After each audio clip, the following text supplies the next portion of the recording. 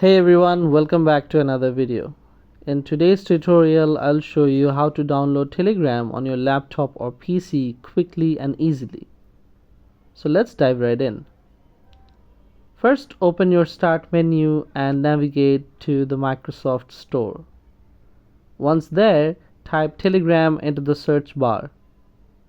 When the app appears, click Install to begin downloading Telegram directly. If for any reason this method doesn't work, don't worry, we have got another way.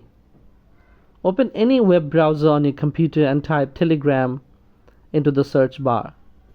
From the results, click on the link that says Download Telegram Desktop. On the website, click Get Telegram for Windows version 64 or the version that matches your system. Once the download is complete, head to your Downloads folder, double-click the file and follow the on-screen instructions.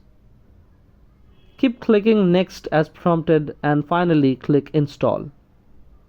That's it, Telegram will be ready to use on your computer. Thanks for watching. If you found this video helpful, don't forget to like, comment, share and subscribe to our channel for more easy tutorials. See you in the next video.